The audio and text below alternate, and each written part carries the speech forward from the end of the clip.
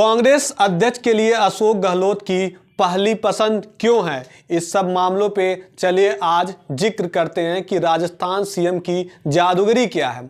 यूं तो अध्यक्ष पद की इस रेस में सांसद शशि थरूर, दिग्विजय सिंह जैसे तमाम नेताओं के होने की भी चर्चा है, लेकिन सबसे ज्यादा मजबूत दावेदारी अशोक गहलोत की दिख रही है। ऐसे में अशोक गहलोत को राजनीति का जादूगर भी कहा जाता है। अपनी जादूगरी से गहलोत ने बड़े बड़े सियासतदानों को मात भी दी है। अशोक गहलोत ये नाम आज पूरे देश की सुर्खियों में है। राजस्थान के मुख्यमंत्री अब देश के सबसे पुरानी पार्टी यानी कि कांग्रेस के मुखिया बनने की ओर कदम बढ़ाते दिख रहे हैं। खुद को अशोक गहलोत ने ऐलान कर दिया है कि वह कांग्रेस के राष्ट्रीय अध्यक्ष का चुनाव लड़ेंगे। तो चलिए आपको विस्तार से सब कुछ बताते हैं। नमस्कार, आप देख रहे हैं नजर टुडे। मैं हूं आपके साथ अंकित दुबे। अशोक गहलोत को राजनीति का जादूगर कहा जाता है। अपनी जादूगरी से गहलोत ने बड़े बड़े सियासतदानों को मात भी दी है। यही कारण है कि अध्यक्ष पद के लिए पहली पसंद अशोक गहलोत ही है। यूं तो अध्यक्ष पद की रेस में सांसद शशि थरूर, दिग्विजय सिंह जैसे तमाम नेताओं की होने की भी चर्चा है, लेकिन सबसे ज्यादा मजबूत दावेदारी अशोक गहलोत की ही दिख रही है। आइए समझाते हैं कि आखिर अशोक गहलोत ने ऐसा क्या कर दिखाया है कि कांग्रेस हाईकमान उन्हें अध्यक्ष बनाना चाहता है। गहलोत की जादूगरी क्या है, चलिए आपको ये भी समझाते हैं। गहलोत की सियासत समझने के लिए उनके शुरुआती जीवन को समझ लीजिए। अशोक गहलोत का जन्म राजस्थान के जोधपुर शहर में 3 मई 1951 को हुआ था। इनके पिता लक्ष्मण सिंह गहलोत जादूगर हुआ करते थे। देश दुनिया में वह अपनी जादूगरी का करतब दिखाया करते थे। बचपन में अशोक भी उनके साथ बड़े बड़े मंचों पर जादू दिखाने जाया करते थे। अशोक गहलोत की प्रारंभिक शिक्षा जोधपुर शहर के प्राथमिक विद्यालय से हुई थी। इसके बाद उन्होंने जय नारायण व्यास विश्वविद्यालय से विज्ञान और फिर कानून में स्नातक की डिग्री हासिल की। गहलोत के बाद में अर्थशास्त्र से स्नातक की पढ़ाई पूरी की। गहलोत की शादी 27 नवंबर 1977 को सुनीता गहलोत के साथ कर दी गई। अशोक गहलोत के एक बेटे वैभव गहलोत और बेटी सोनिया गहलोत भी हैं। वैभव खुद कांग्रेस नेता हैं।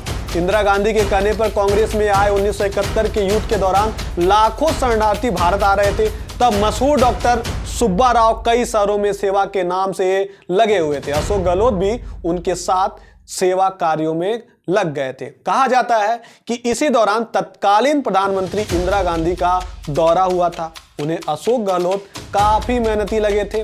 इंदिरा ने गहलोत को कांग्रेस से जुड़ने के लिए कह दिया और वह मान भी गए। तब अशोक गहलोत की उम्र करीबन 20 साल रही होगी।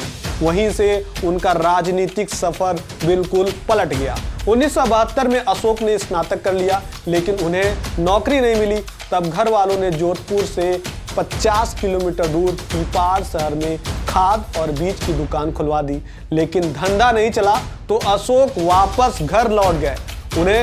उन्होंने आगे की पढ़ाई करने का फैसला लिया। अर्थशास्त्र से स्नातक की पढ़ाई शुरू की। इस दौरान कांग्रेस के छात्र संगठन NSIU से भी जुड़ गए। कॉलेज में सचिव पद का चुनाव भी लड़े, लेकिन हार गए। हर जगह हार का सामना उन्हें करना पड़ा। इसके बाद भी वह हार नहीं माने। जुझारू अशोक गहलोत को राजस्थान NSIU का अध्यक्ष बना दिया गया। इसी दौरान उनकी मुलाकात संजय गांधी से हुई।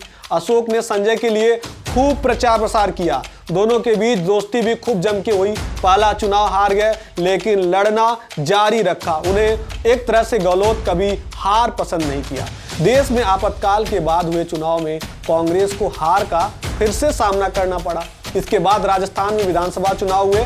अशोक गहलोत किसी तरह संजय गांधी की मदद से जोधपुर के सरदारपुरा से टिकट हासिल करने में कामयाब हुए। कहा जाता है कि उस दौरान उन्होंने चुनाव लड़ने के लिए अपनी मोटरसाइकिल 4000 रुपए में बेच दी थी। तब सामने जनता पार्टी के माधव सिंह उम्मीदवार थे। माधव सिंह ने अशोक गहलोत को 4329 वोटों से हरा दिया। गहलोत मायूस हुए लेकिन लड़ना जारी रखा। उस वक्त अशोक की उम्र करीबन 26 साल रही होगी जब पहली बार सांसद और फिर केंद्रीय मंत्री बना दिए गए। ये बात 1980 की है जब गहलोत पहली बार सांसद बनाए गए थे। जनता पार्टी की सरकार 3 साल में ही गिर गई थी। फिर से पूरे देश में लोकसभा चुनाव हुए। अशोक गहलोत ने जोधपुर लोकसभा से चुनाव लड़ा और विपक्ष के बलवीर सिंह को 52,519 मतों से पराजित कर दिया। चुनाव जीतने के बाद जब गहलोत दिल्ली गए तो उन्होंने इंदिरा गांधी को धन्यवाद किया। इंदिरा भी गहलोत को मानने लगी थी। इसका परिणाम 2 साल के अंदर ही देखने को मिला। 1982 में इंदिरा गांधी ने कैबिनेट का विस्तार किया और अशोक गहलोत को नागरिक उड्डयन मंत्रालय का उप मंत्री बना दिया। 1984 में इंदिरा गांधी की हत्या के बाद जब राजीव गांधी प्रधानमंत्री बने तब भी अशोक गहलोत उनके मंत्रिमंडल में रहे।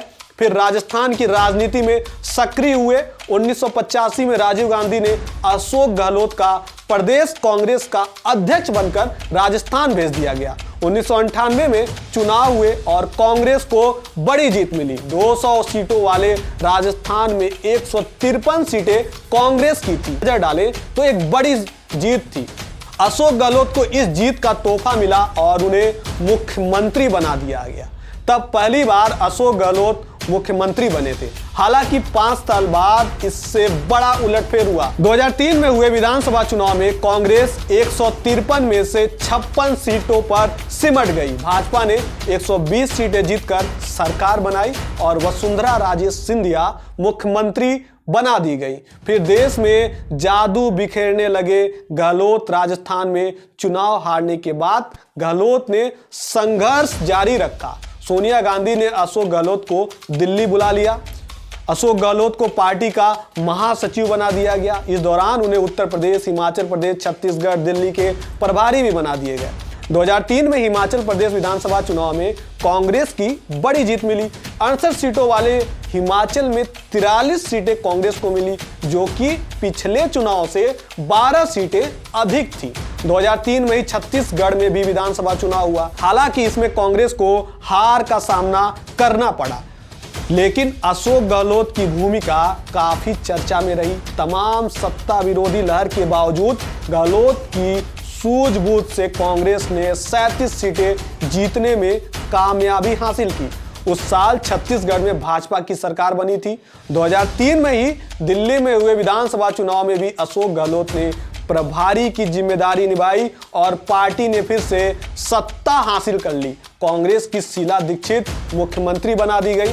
2008 में राजस्थान में हुए चुनाव में फिर से गहलोत ने एक बड़ी भूमिका निभाई। तब कांग्रेस राजस्थान के अध्यक्ष सीपी जोशी थे। हालांकि वह एक वोट से खुद का चुनाव हार गए थे, लेकिन कांग्रेस सबसे बड़ी पार्टी बनकर उभरी थी। उस वक्त कांग्रेस के 96 विधायक चुने गए थे। तब सरकार बनाने के लिए गहलोत ने बसपा के 6 विधायकों को अपने साथ कर लिया। कांग्रेस हाईकमान ने भी गहलोत को इसका इशारा इनाम में दे दिया और उन्हें मुख्यमंत्री बना दिया। मोदी लहर में वो फिर से हार गए, लेकिन फिर से उनकी वापसी हो गई। 2013 में पूरे देश में मोदी की लहर थी, ये सबको पता होगा। राजस्थान में विधानसभा चुनाव हुए और इसमें कांग्रेस को इसका खामियाजा भुगतना पड़ा। अशोक गहलोत की कई योजनाओं के चर्चा देश दुनिया में रही है, लेकिन वह अपनी पार्टी को जीत नहीं दिला सकी। वसुंधरा फिर से चुनाव जीत गई। इसके बाद अशोक गहलोत को सोनिया गांधी ने फिर से दिल्ली बुला दिया और सचिन पायलट को प्रदेश अध्यक्ष बना दिया। 2018 चुनाव में फिर से कांग्रेस को जीत मिली। विधायकों में तालमेल बनाने के लिए कांग्रेस हाईकमान ने फिर से अशोक गहलोत को मुख्यमंत्री बना दिया। हालांकि इससे सचिन पायलट और उनके समर्थक विधायकों में भी काफी नाराजगी देखने को मिली थी। आपको बता दें, कई चुनाव जीत चुके हैं गहलोत। अशोक गहलोत 7वीं लोकसभा 1980 से लेकर 84 के बीच वर्ष 1980 में पहली बार जोधपुर संसदीय क्षेत्र से चुने गए थे। इसके बाद 8वीं लोकसभा 1984 से 1989 यानी कि 10वीं लोकसभा 1991 से 96, 11वीं लोकसभा 96 से 98 और 12वीं लोकसभा 98 से लेकर 99 में इस क्षेत्र का प्रतिनिधित्व किया। इसके बाद सरदारपुरा जो पड़ता है जोधपुर में विधानसभा क्षेत्र से जीतने के बाद गहलोत फरवरी 1999 में 11वीं राजस्थान विधानसभा के सदस्य चुने गए। इसके बाद उनका ये सफर लगातार जारी रहा और उन्होंने 2003, 2008 और 2013 में विधानसभा चुनाव जीतने में जीत दर्ज की। इसके बाद गहलोत 15वीं राजस्थान विधानसभा के लिए 2018 में सरदारपुरा विधानसभा क्षेत्र से ही जीत हासिल किया। 3 प्रधानमंत्री के साथ काम भी किया है अशोक गहलोत ने। उनकी क्या रणनीति रही है, चलिए आपको वो भी बताते हैं कि उनके कार्यकाल के दौरान अशोक गहलोत की क्या रणनीति थी प्रधानमंत्री के साथ। अशोक गहलोत ने केंद्र की रणनीति को भी काफी करीबी से देखा है। उन्होंने 3 प्रधानमंत्री के साथ काम भी किया है, जिनमें इंदिरा गांधी एक अपने आप में बहुत बड़ा नाम है, राजीव गांधी ये भी एक बहुत बड़ा नाम है, पीवी नरसिम्हा राव शामिल हैं। तीनों के साथ गहलोत केंद्रीय मंत्री के तौर पर थे। जब भी भारत का इतिहास हम खखोलते हैं तो इन तीनों प्रधानमंत्रियों का हमेशा से जिक्र होता है। गहलोत संगठन की जिम्मेदारी में भी माहिर है, अपनी सूझबूझ में भी 2020 में जब सचिन पायलट के साथ 17 विधायक बागी हो गए थे, गहलोत अपनी सरकार बचाने में कामयाब हो गए थे। अगर इनमें से 10 विधायक भी टूटते तो गहलोत सरकार गिर सकती थी, लेकिन गहलोत ने ऐसा नहीं होने दिया। फ्लोर टेस्ट तक में कोई भी विधायक नहीं छिटका और सबको एक साथ लेकर चलते रहे गहलोत।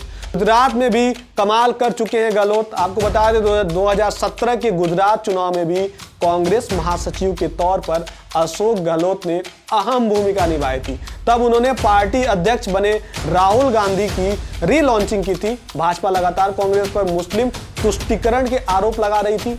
इसका सियासी तोड़ निकालने के लिए गहलोत अपने साथ राहुल गांधी को गुजरात के सभी अहम मंदिरों में लेकर गए थे। इस चुनावी मुकाबले में कांग्रेस ने भाजपा को बेहद कड़ी टक्कर दी थी। पिछले 5 चुनाव में यह पहला मौका था जब बड़ी मुश्किल में सत्ता में लौटी थी। भाजपा विधानसभा में 100 सीटों का आंकड़ा भी नहीं छू पाई थी, जबकि पार्टी ने 150 प्लस का नारा दिया था। गहलोत ने पिछले चुनाव में भाजपा को न केवल बड़ी बढ़त से रोका, बल्कि कांग्रेस को 16 सीटों पर बढ़त भी दिखाई थी। पार्टी को 77 सीटों पर जीत मिली, जबकि 2012 के विधानसभा चुनाव में भाजपा ने 115, आप ठीक सुन रहे होंगे, 115 और कांग्रेस ने 61 सीटें जीती थी। गहलोत ने उस दौरान गुजरात के कई युवा नेताओं को पार्टी से जोड़ रखा था। इनमें हार्दिक पटेल जो कि एक बड़ा नाम है, अल्पेश ठाकरे जैसे तमाम शामिल चेहरे थे। अब देखना होगा फिर से अशोक गहलोत की फिर से चर्चा है, क्या वो कांग्रेस पार्टी का फिर से अध्यक्ष बनते हैं। अशोक गहलोत इन दिनों काफी सुर्खियों में भी हैं। इन तरह की तमाम खबरों के लिए आप देखते रहिए नजर टुडे।